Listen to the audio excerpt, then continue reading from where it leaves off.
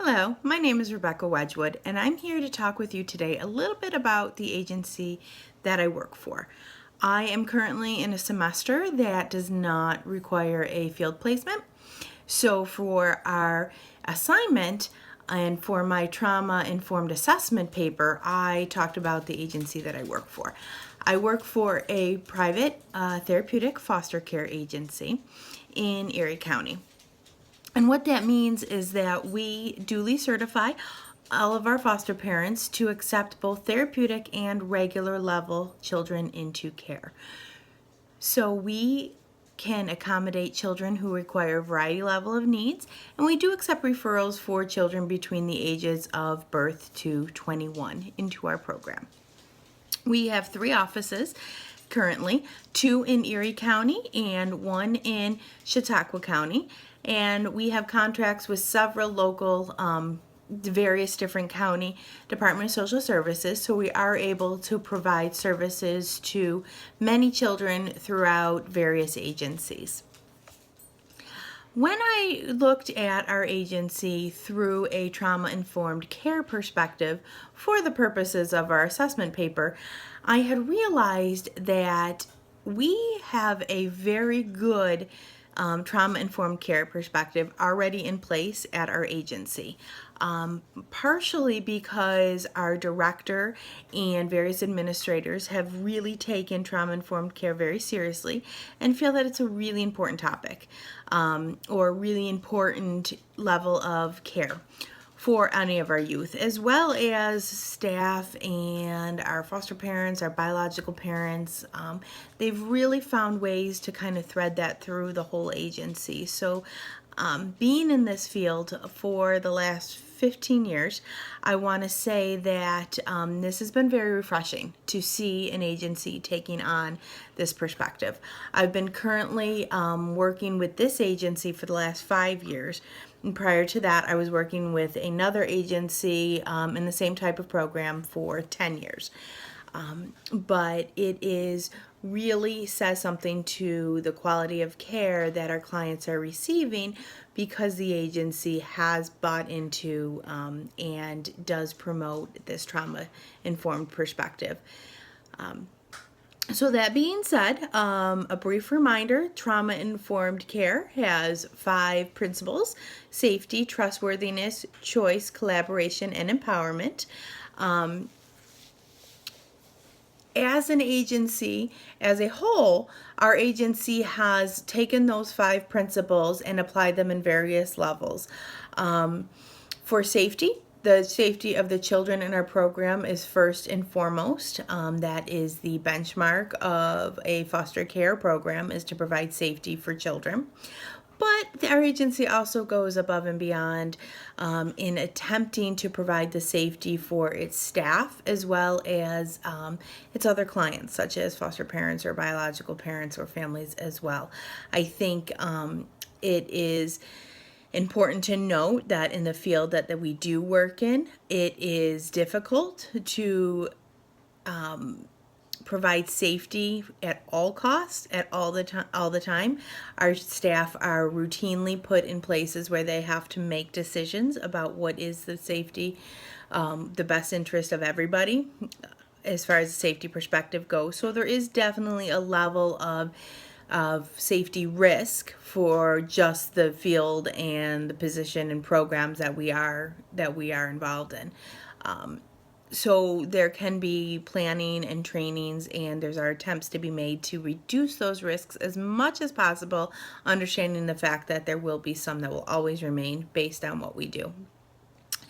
As far as trustworthiness goes, this is the topic that I am going to talk about for the remainder of this presentation, as far as some ideas and things on how to improve trustworthiness.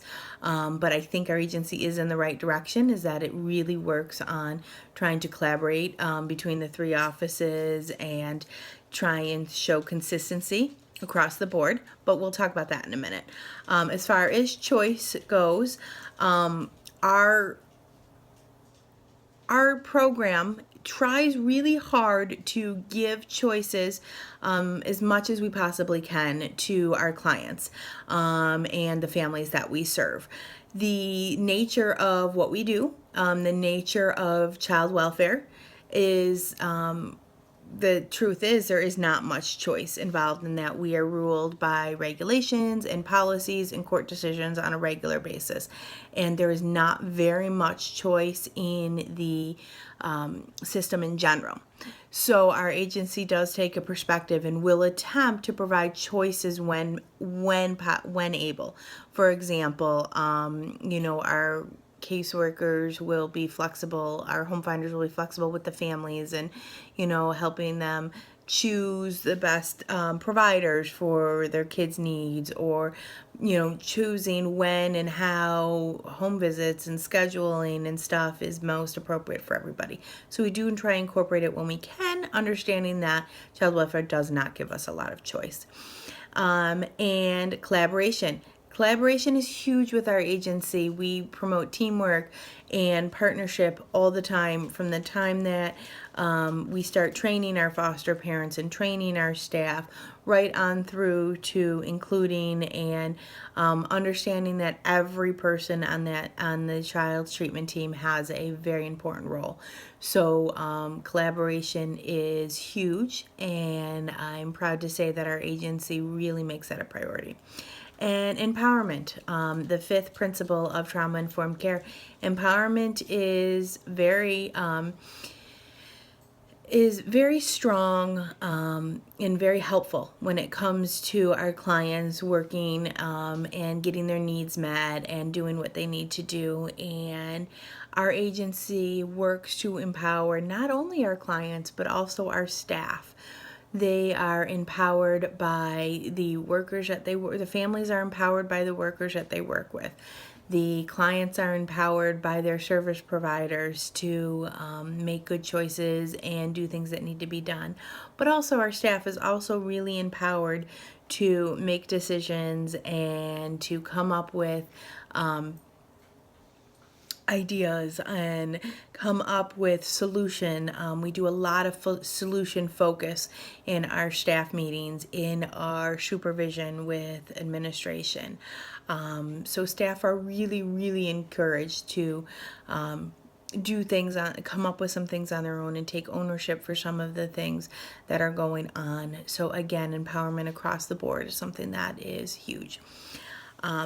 So going back to the core principle of trustworthiness, that is the concern that I have, the topic or principle, however you want to word it. That is the principle that I've chose to discuss not only today, but also in my assessment paper, because I do feel that that is one area that we as an agency can improve the most on. Out of the 5 principles, I think that this area has the most needs, and I do understand that every agency can improve in all areas of the 5 principles. There's always room for improvement as long as somebody is open-minded enough to realize that and to be open to that process. We know that there's improvement in all areas. I'm happy to say we have a lot of strengths in most areas. But if I had to pick one, I would like to talk about trustworthiness, because I think that trustworthiness is a cornerstone to a lot of the principles that are in trauma-informed care, as well as a lot of the policies and procedures that we try to work on daily in our agency and in the system. But there is a lot that could be done. So if I was to talk about the agency specific, which this assignment is asking to do, I'm going to focus primarily just on what the agency that I work for could do to improve some of their trustworthiness. And I will leave the system in general discussion for another day and focus primarily on the agency. So as far as trustworthiness goes, our clients, our staff, and all of the service providers that work with us and our families, they need to trust that our agency has the best interests of the child at heart at all times. And this is something that is definitely there, from administration to down to all levels of staff, down to the families that we choose to certify to care for our children. Putting the best interest of the child first is always everyone's number one priority. What makes it difficult for people to feel that they're able to fully trust the agency is that trustworthiness can only happen if there is consistent messages that the workers and staff send and receive. And when it comes to trustworthiness, it cannot be gained without that consistency. And I do feel that the agency has room to improve when it comes to consistency, specifically consistency in the messages that we send and that we're receiving and that we're giving to our clients. There is consistency on the staff level as far as what our goals are and what we would like to see accomplished with our families, and what we would like to work with them on, and what their goals are going to be. There's definitely consistency across the board, which will lead to being able to work together appropriately. What is sometimes difficult, like I had said, is that consistency of that message. The agency staff need to work together to make sure that everyone is on the same page and that everyone is able to give those messages. And in order for staff to be able to give those consistent messages, I think that it would be best if we as internally are able to improve our communication. Communication between departments or between the 3 offices or between staff and administration. There is definitely room for improvement, areas that we can improve.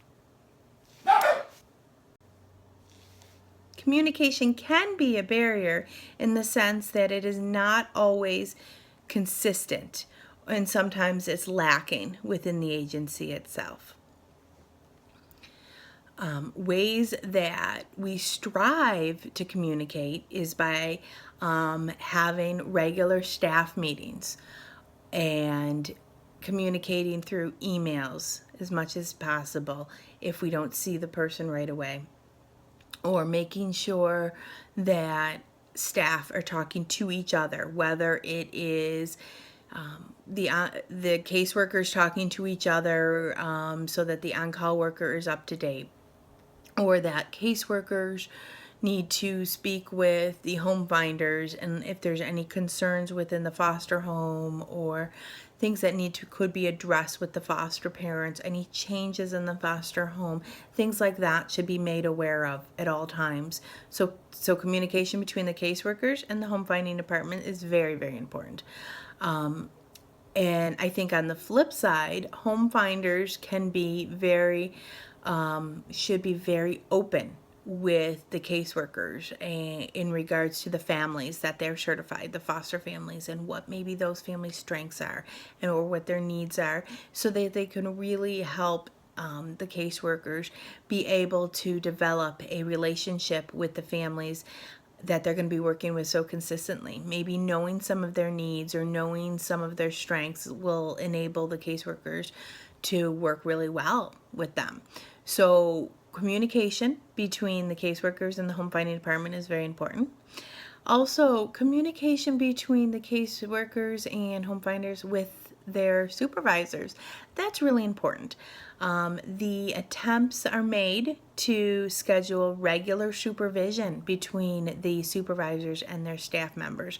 One-on-one supervision that allows the workers to discuss things with their supervisor, but also for the supervisor to make sure that they are kept in the loop, that they are kept up to date, and are able to make sure that their staff are also kept up to date and make sure that they have a good understanding of things that are going on. It is a unwritten rule that correspondence, whether emails or voicemails, are answered in a timely manner. So when we talk, there is an expectation that if a client tries to reach a staff member, that staff member returns their phone call within 24 hours, business hours. This has been eased up when it comes to clients and staff a little bit, and because text messaging has become available, voicemails are available on staff cell phones. So that area has been really good when we talk about communication between the families and their staff. But what does sometimes lack is in the area of staff between supervisors. We can schedule supervision with regular supervision with our supervisors, but it's not often that it goes off without a hitch. Maybe it is postponed, or maybe it is canceled because something else came up. And what we're seeing happening is that regular supervision between staff and their supervisors isn't happening as often as needed. It used to be that it was expected weekly that staff would get supervision with their supervisors, and it's gotten fewer and far between, to the point where it is lucky if staff are able to get regular scheduled supervision on a monthly basis as opposed to weekly. Since our program has gotten bigger and new programs are being developed and are being placed under the program manager's responsibility, we're finding that communication with the program manager has been lacking lately. She's actually no longer with the agency because she did take another position in a completely different field about a month ago. And we're in the process of hiring. But prior to the program manager leaving, there was not regular scheduled supervision like I had mentioned, and over the last several months, maybe the last year or so, the communication has been significantly reduced with the program manager and her staff. Emails are not being answered as quickly as they were before. Some emails are not being answered at all. Voicemails aren't always being answered as quickly as before or at all. So there was, and that could possibly be because she was distracted with the possibility of a new position, but most likely it was because of the amount of staff that she was directly supervising, and the couple programs that she was supervising. With so much on her plate, it leads to us to believe that she was just not able to keep up with the volume and with the amount of staff, their various needs. So that was definitely a point of concern for the agency as a whole. So when this topic came up for this class, I immediately thought of how we can improve consistency within the agency in order to promote trustworthiness. Because without appropriate consistency between all staff, all departments, all levels of staff, the messages that we are sending to our clients and to our coworkers cannot possibly be consistent, cannot possibly be as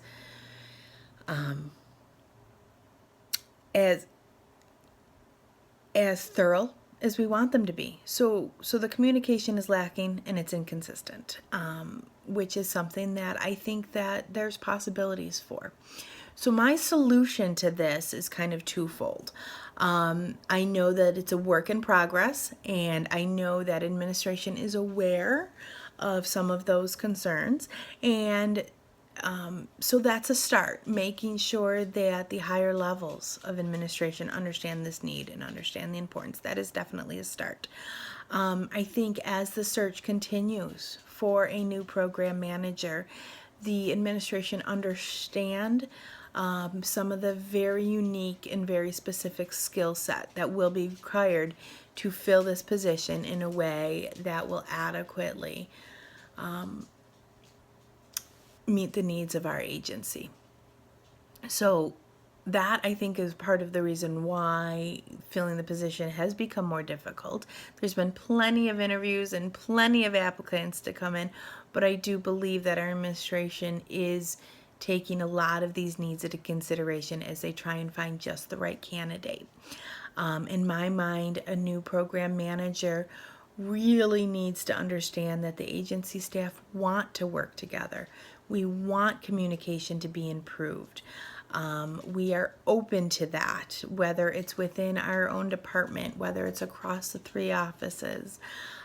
We're open to that, and a program manager needs to be able to respect that and to be able to feed into that and to be able to kind of nurture that need that the agency has, especially because the desire is there, the energy is there from the staff. I think a program manager would be able to start off on the right foot by having that regular supervision that is expected, and to make sure that that time is important and is respected. If it needs to be canceled, make sure it gets rescheduled. Make sure your staff have the opportunity to meet on a regular basis. Staff who are not able to attend a staff meeting, those staff meetings have so much information involved, and if a staff member is not able to make it for a variety of reasons, normally it's the only reason staff can miss a staff meeting is if they're in court for something or they have a scheduled day off. But that being said, staff do miss the meetings. So if they do, I think the solution to that is twofold. They need to be responsible for reading the meeting minutes, signing off that they've read them, but the supervisor, in this case the program manager, should really be able to follow up with each staff member to make sure that any pertinent information that was given at the staff meeting is relayed to that staff member, because a lot is missed when they're not there. And a program manager should really be able to understand that consistent communication is key. So, being able to answer and respond to emails or voicemails in a timely manner should be really important. Or at least acknowledging that they've read them and are aware of them and will get back to them would really help a caseworker or a home finder or any of the other staff to really feel that they've been listened to. And if they feel that they've been listened to, they're going to start to trust that administration and the program manager in specific do care about what their needs may be. And my next suggestion for this topic, in order to increase trustworthiness and increase the communication between everyone, possibly a work group. Developing a work group that focuses specifically on this topic could be really beneficial, I think, for the agency. A work group should maybe consist of current staff, a client liaison, such as a foster parent liaison. But when I talk about current staff, it should be someone from each department, a caseworker, a home finder, and someone from administration. And then meeting also with a foster parent liaison, I think could be really helpful. This work group sole focus could be on communicating and consistency. And it could be something that could be built into a regular scheduled work calendar. I would think that maybe to start with doing a monthly meeting between the liaisons for each department, and the purpose of this meeting would be to discuss any topics, to make sure that everyone is on the same page, that there is consistency throughout the agency. And if there's a representative from each department and a foster parent, then that person could act as the liaison and go back to their coworkers, go back to their other parents, and make sure that those messages are received and that everyone's concerns are heard. I think that that would be a really good start to increasing the trustworthiness of our program through increasing the consistency of the messages that we do send and that we do receive. Thank you for taking the time today to listen to me talk about this program. It is something that I am passionate about. I have been passionate about this for many years. I think that's pretty obvious. I fell into the foster care field on accident 15 years ago, and I have stayed ever since because I feel that it is really important. And I am so happy to see throughout the last few years this trauma-informed care perspective really taking off. And I have seen it do some really great things for the agencies in the area as well as the families and the children that we serve. Thank you.